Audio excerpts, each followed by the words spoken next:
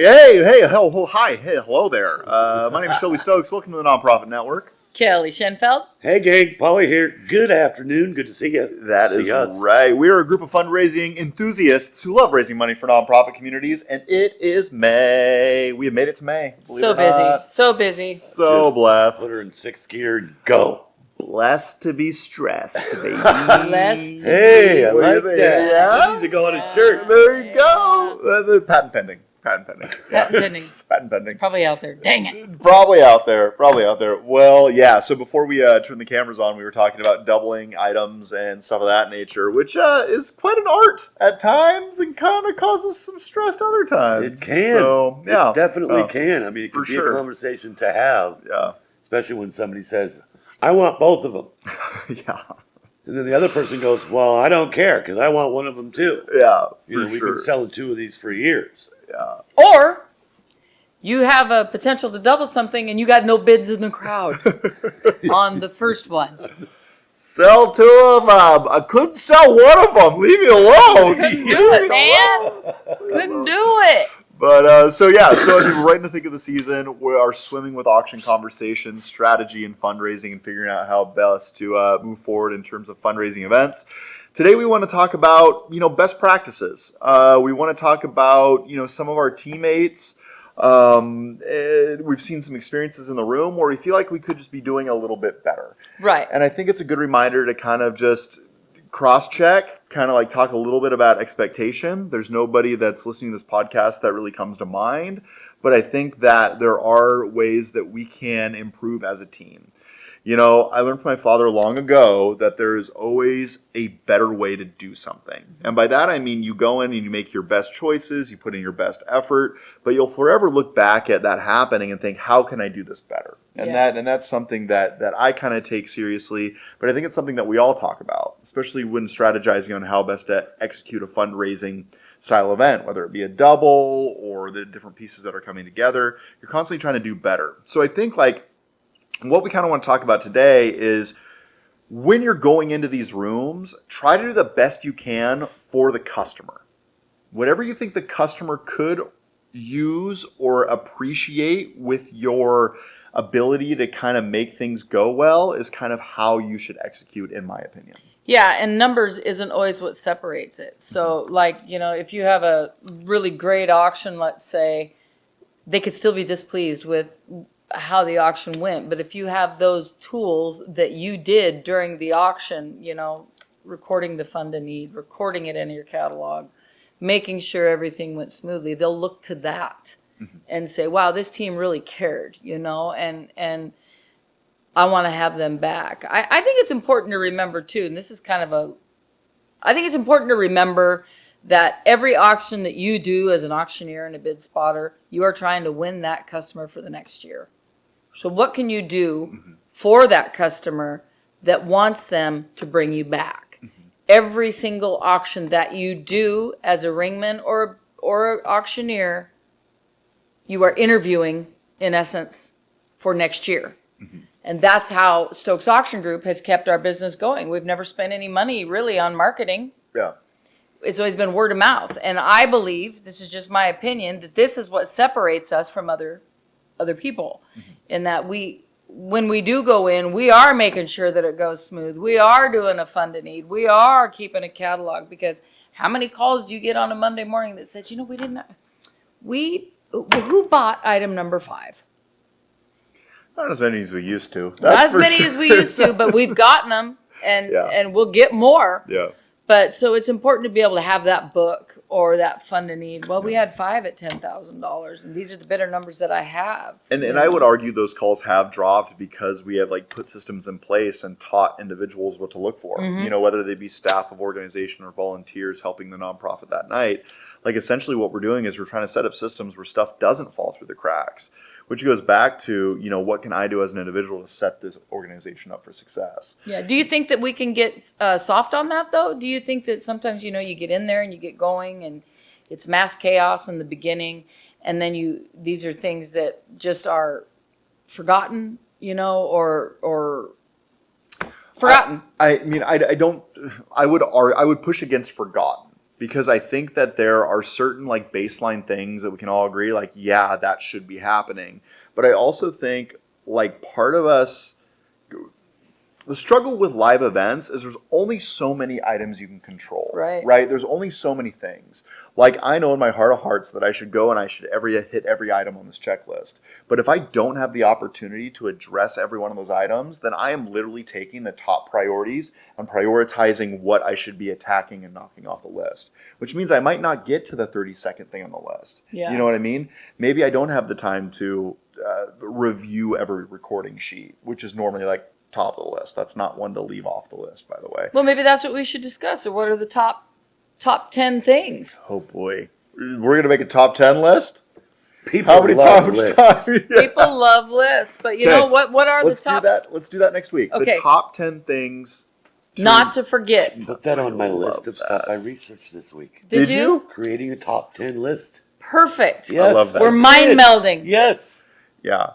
So let's like take. So we'll do the top 10 things you shouldn't forget. Is that what you said? Or top 10, yeah. Top 10. Top things 10 you- most important Most important. things to Night remember of. going in night of. Okay. We can do that. Yeah. Good. I like that. So I guess like where this stems from is we've had some teammates that were in rooms and they weren't recording the live and the fun to need. Like let's just hit it right in the middle, right at the bullseye. Essentially, like that is something that is like 101 for us. Like Yeah. if you Oh my are gosh. not like the lead auctioneer, and sometimes even when you are the lead auctioneer, you still have to scribe who won what and for how much, which is not easy to do, Very hard but to do. doable. But very difficult to do. But essentially, like if you are a staff person that's coming to support, just keep a book. Like just keep a book. And even if somebody said, "Hey, don't worry, I got the numbers," it never hurts to have a backup copy. Because I can't tell you how many times we've been in those situations where people call us and say, "Hey, who bought this item?" And if we don't have that book in inventory, like we don't know. It's kind of embarrassing. It's gone. It is embarrassing. Yeah. We should have that information. We should but have that information. Yeah. We should absolutely have that information. But it can be so chaotic before the live starts, right? So to that defense, right? It's like, oh, you got 15 things going on, and then all of a sudden, like, Polly, start in 5 minutes, and you're like, okay, you didn't get X, Y, and Z done, or they went against what X, Y, and Z is. So if you can just remember that, in my opinion, one of the most important things is to keep a fund to need and a book.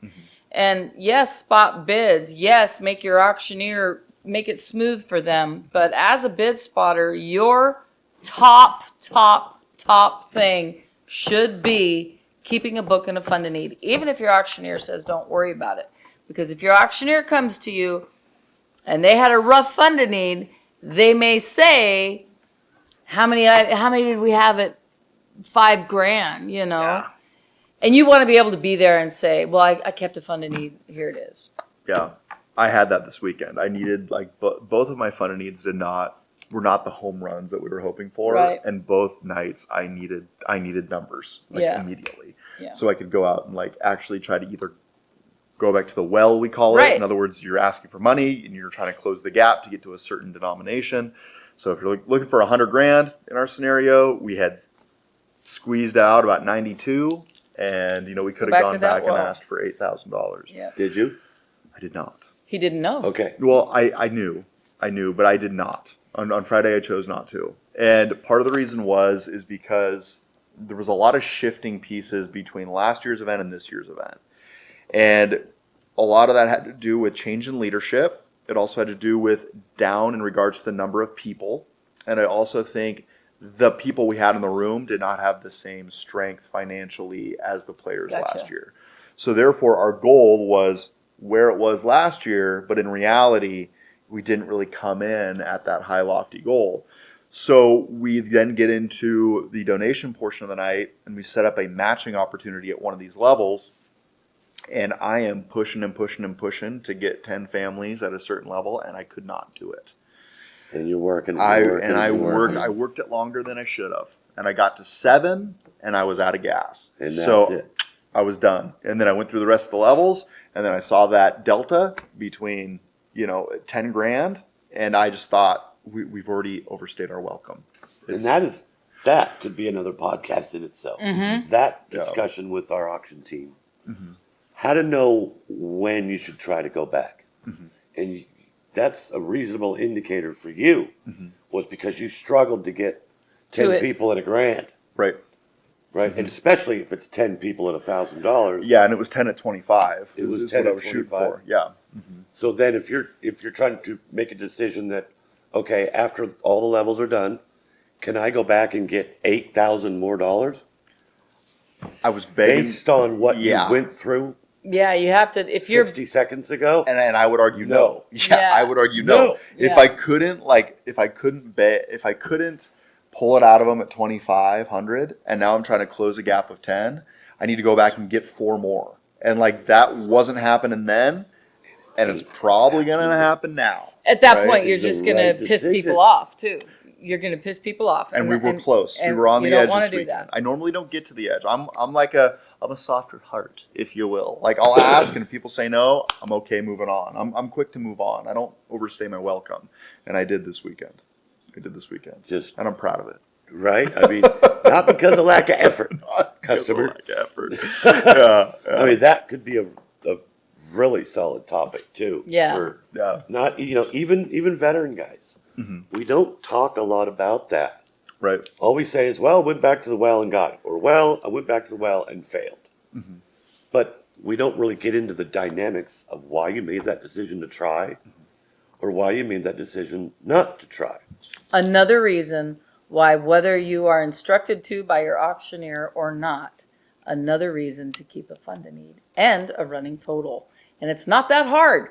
It really isn't that hard. Well, come on, Kelly. You No. do this every weekend. No. You're like, oh yeah, it's like riding a bicycle. You just hop up there and you pedal away. It It's isn't, nice. it isn't that hard to keep a fund of need. And even if you miss a number, put a tick there.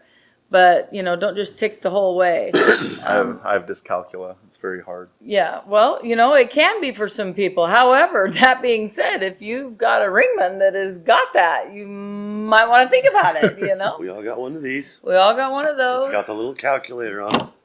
You're Yep. done with the $10,000 level, you go 20 grand plus. You got 30, I use 30 pen and grand at 5. paper because, Well, yes, I know Then how I to can add. stand over you and I can see we're currently at 67.5 and we still got 3 levels left. Yeah. I could just walk over and look at your phone. Yeah. Another thing, placement during your fund of need. Placement during your fund of need. Where do you sit as Oh, a ringman location. during your Got it. fund of need? Location. You gotta be close to your auctioneer during that time. Yeah. Yes. And Mark will now just ask me, do I go back or no? And I'm like, no. Oh, so Or, he's leaving yeah. the decision to Yeah, you. yeah. Oh, Well, that's not did always you hear the best. that? It's not always the best. Okay, he's letting her decide. What do No, you think? no. I don't know. Sure, why not? I don't. Yeah. No, he's had a couple times where I'm like, they're done. I did that to your brother on Saturday. Did you? Yeah, I did that to your brother. He's right on the stage. Is that right? Yeah, right in front of God and everybody. Yeah. And he's on it, man. Yeah. For sure. I said, okay, where we at? We're trying to get to 30 grand. Yeah. 27.3. Go back. Go back. Go back. For And I sure. just looked at him instantly and I said, what do you think? Shall we go back? Yeah, he didn't say either way, but I let it click for about 3 seconds and then I went, I'm doing it. Trev. Do it, baby. And we went back and got I need 27 people, $100. Yeah. Right. That's more doable. Now, your live auction can also kind of temper that That's attitude. If you've got a live auction, I'll give you a little example of pain. example. We no-sold 2 out of 5 items, and that was pretty painful. Oh. And the first one, and like the third one, and so there was no going back to any well with any kind of a bucket ever. No way. No way, because Mark then didn't even ask. did he? no. So then you get to the fund of need, and you're at the fund He of didn't need. even and ask. there was a guy that was supposed to raise his card at 25. Nope, we've talked to him. Does anybody want to give 25,000? 25 grand. And that's Yeah. what he was supposed to And he give, was supposed to didn't? raise his No. card. He forgot. So he just takes a check to the back of the room. Thank God we did get a 25 grand at that we weren't expecting. But then it was, oh, Lord God, what are we going to do here? One thing I do want to drill down on that if we're talking about catalogs, your brother did this brilliant He catalog. keeps a good book, doesn't he? Keeps a good He keeps book. a really clean book. Oh boy, Yeah. he does. Yeah. He really does. He's gotten way better since the last time that I've worked with him. He was good then. Yeah. Now he's even better. Gives you times, gives you amounts, And I was gives you going to doubles. drill down on the times. We got 30 items. We're starting out with doing the best of live. We're going to do a sweep. Then we're going to play heads and tails. We're going to do a sweep. I want to know when I started that sweep Yep. And when it ended. and when it ended.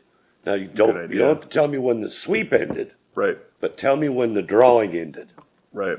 So 7:06 to 7:17, Yeah. right? And then same on heads and tails. Yeah. How long did that take from sweep to the winner? Yeah.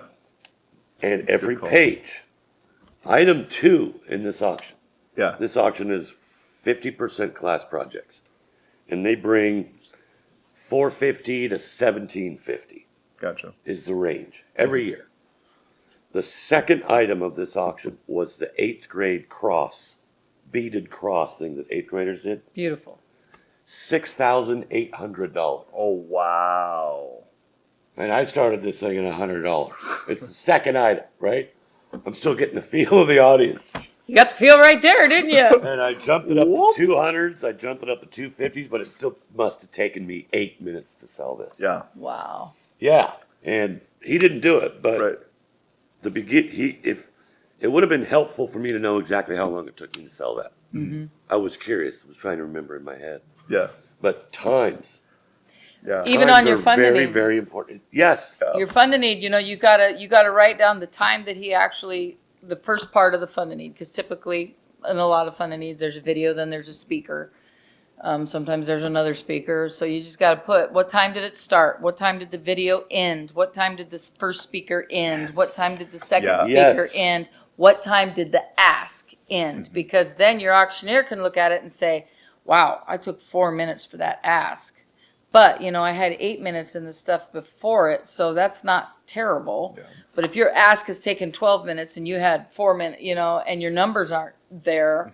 So times are really important. And try to remember the reason that you're keeping these fund and need sheets and the reason that you're keeping these catalogs is so that these auctioneers can write a good report to get that gig back the following year. And- it all goes to that. And that's something we could be better about, right? I mean, if you're working as a support person, if you haven't filled out those live auction reports, like they ask for all that information, like what time did this happen, what time did that happen, and if you don't have that timeline going in, you're kind of like trying to remember it, and close counts in that scenario, but having those times is a whole different ball game. It is. Because you can reference it. It is. Yeah, and I Yeah. think we could really double down and drill down on this as why. A bid spotter might ask me, well, why do you need this? Well, first of all, I fill out an auction summary. Okay. Explain to me how that's useful. If a fund to need reaches its goal and it took you 17 minutes, does it really matter? The answer is yes, How because do we use that information to make them more efficient? well, timeline is always an issue at these things. Timeline is always an issue at every charity event, at least the ones we do. And so they're always wondering how, boy, we got done pretty late. We lost part of our audience, this, that, and the other thing. So then your auctioneer can go in there and really, really tighten up that report and say, maybe we only have one speaker at the fund to need. Maybe we do just the video, There you or go. maybe we do that, because you had 2 speakers, so that added on another 4 minutes. Or maybe we don't do a match here, or maybe we do a match here, to really optimize. The whole reason these guys are writing these reports is not for them, and the whole reason you're keeping a book and a fund to need is not for them, it's for the client, so that the client can just get better and better and better and better. And if we are a big bucket of information for them, we are in essence securing us being there the next year. Well, I mean, no, I appreciate where you're coming from there, but our goal is to execute these shows to the best of our ability, right? Whether it be with our team or without our team, essentially what we're trying to do is we're trying to tweak this event to make it the best possible, right? And a lot of that does come back to event timeline. There are certain events that end too early. There are more events that end way too late. And when you start looking at the timeline and breakdown of revenue minutes in one night that we've all gathered together, it gets essential to really piece out what happens where. Right.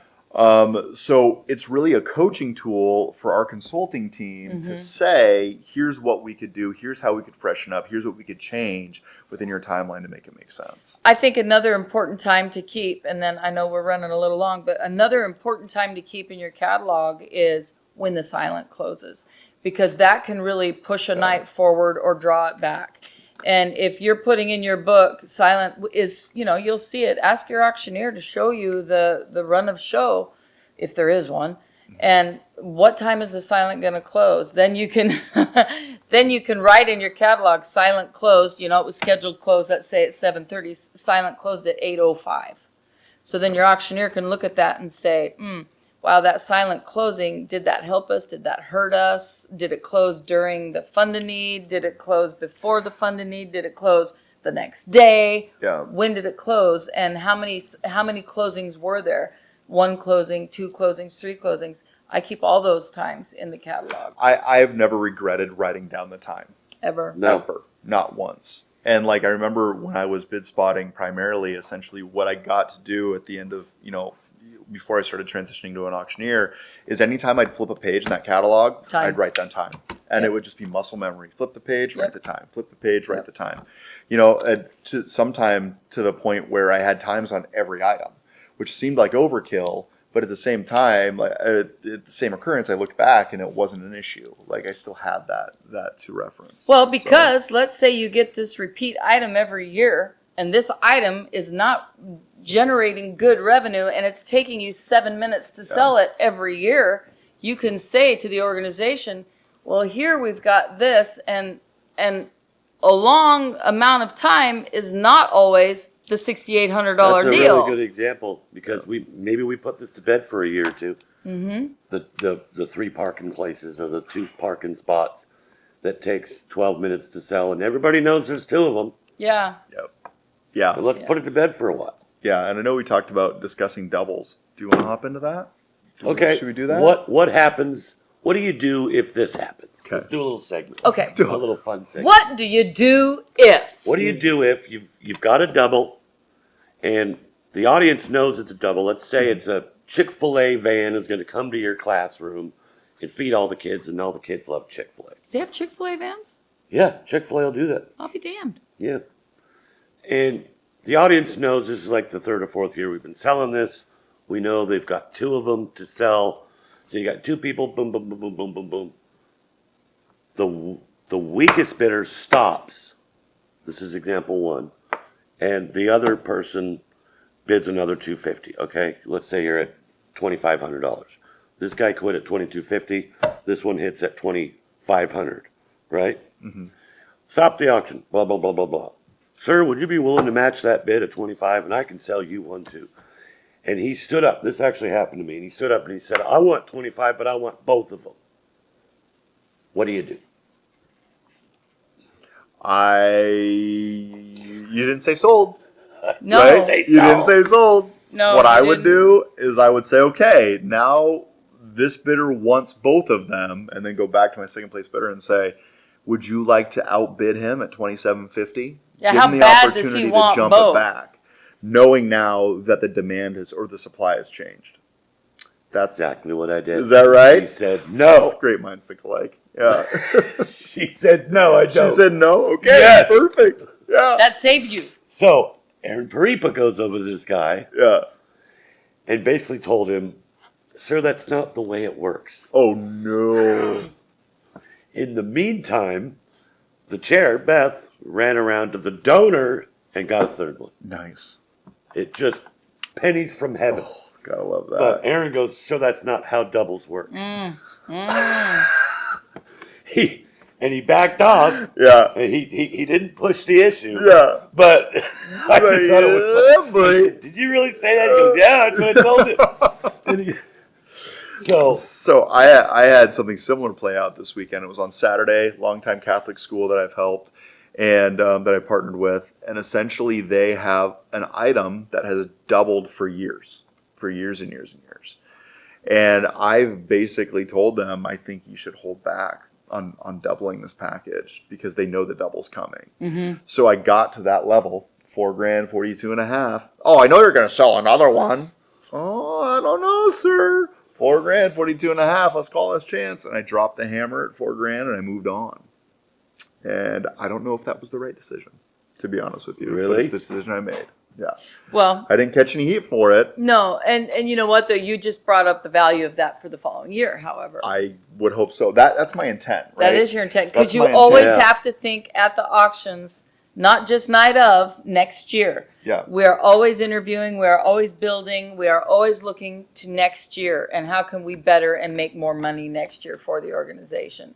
That's why we've been in double situations where I go over there because I want to make sure before he, says, will you, I don't want him to be out there like that, right? You want to know the answer. I want to know the answer prior to. And so I'll go to the weaker bidder and say, he's gonna come to you now and say, will you lift your bid up to match their bid? And then they'll do two of them. And he'll say, no, I'm fine. So if there's no other action in the room, what I will do is if it's crazy money, if we're only like 150 over value or something like that, totally different situation. And I know we have an unusual situation because it's husband and wife. Right, And yeah. we think alike on that kind of stuff. Right. But I will say yes. Mark will say, Kelly, will your bidder match that bid of 4,500? And I'll say, yes, sold, right? And he'll sell it. Then I tell that guy, we've already agreed that he'll honor his bid of the 4,250. So it's better to double the item, even if he won't come up. We're talking about $250 that we're leaving on the table. You'll I go will to the recorder. I will go to my recorder, and then I will go from my recorder. I will go to the lead who hired us and say, I just need you to know this is what I did, and this is how it unfolded, to cover everybody's ass before it gets weird, because I don't want the audience to know that we doubled it for $250 less. I don't want the winning bidder to know that they paid $250 more for something. That was going to be my next question. Did you change the winning bidder from 45 to 42.5? Not unless I have to. Interesting. Not unless I have to, and then I'll go around behind it and I'll tell Mark and I'll say, "Hey, I want you to know that one only brought $42.50." But it's a husband-wife thing, and we think a lot alike. No, it's funny because I had the same conversation on my drive up this last weekend. Mm-hmm. Same exact conversation. And it was brought up. Is it not deceitful, but is it unethical to sell two of them at different price points? Maybe there's an argument for that, but at the end of the day, if we keep that information concealed, we're raising money for a nonprofit. Yeah, and that's right? exactly how I look at it, and that doesn't happen all that often. I can say it's probably happened twice this year happens already. I mean, still very seldom. Yeah. It's like rare. 1 in 3% chance, maybe. Yeah, but you want to protect that item. You also want the funds. And if this person is adamant that they are done bidding, to back the other person down deflates the product. Yeah. It does. It deflates the product. It does. Anyway, I think whether that's ethical or not, I don't know. But I make sure that I tell my recorders, and then I take the heat, not my husband.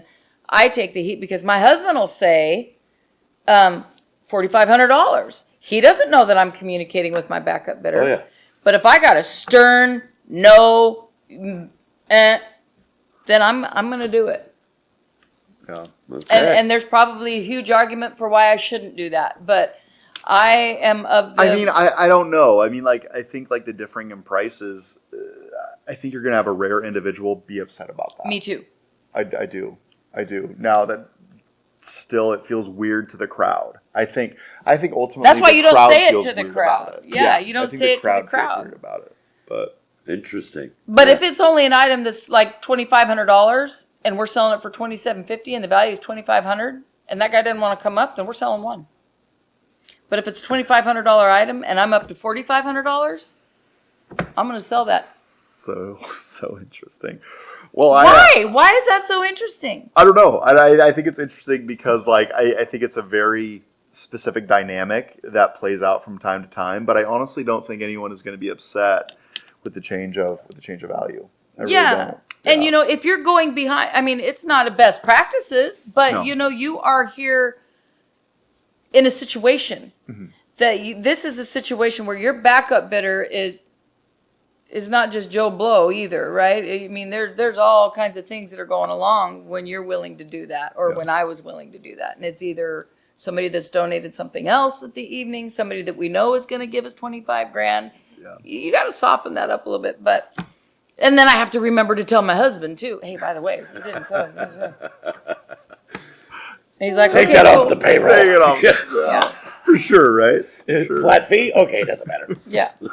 Well, cool, guys. Well, thanks for plugging in for another episode. We appreciate you being here with us. Hey, I want to give a quick shout out to Luke. Oh. I do. I want to give a shout out to Luke. I want to give a shout out to Joni. I want to give a shout out to Aaron. Jeremy Hamill. Yeah. All those guys. We really, really value you Absolutely. watching us, Yeah. and the fact that you watch us warms our heart and makes us feel like we are doing something. Yeah, and So, and, thank you. Just to put all the cards on the table, we have been talking internally about shaking this podcast up. Like, what does it look like? What can it morph into? And if you have any input or insight on that, like, Please. feel free to let us that's a know. great idea. Yeah, We're going to Yeah. start Yeah. interviewing some people and things like that yeah. too. So And I'd like to get a little bit more member focused. I think that like even this conversation today regarding doubles is very in the weeds, but But it's like, member focused. But focusing on like Yep. best practices for membership and people that want to be good at this craft. So I think we'll stay down that path. But yeah, if you guys have any thoughts or ideas or questions, feel free to send us our Absolutely. way. yeah, Please and do. thank you. It means the world to Yeah, us. it really So does. Tell your Yeah. friends. And 9 times out of 10, like the conversations that we're having in the day to day end up showing up in this podcast They do. anyway. So Yeah. yeah. They do. If you want to talk about something, then not get ratted out on camera. Hey, Joni. Hey, Joni, your WCA sister. Yeah. Yeah. Love for you, sure. sister. Love her. Cool, guys. Well, thanks for joining us this week and every week. Have a wonderful afternoon. Enjoy the sunshine. I'm off to see Justin Timberlake live in person. So, ciao. Jealous? No, well, yes, I would love to see me some JT. No. I just don't like concert crowds. But anyway, I would, maybe someday when I'm rich and famous, I'll get a private showing You from wanna know- JT. you wanna know Oh, how hey, I JT. Oh, no, Anyway, how I know keep you're your- a boomer. Keep your heart right and your vision clear. All right. Go get him, gang. Be well. And of course, go do good. Bye. Bye.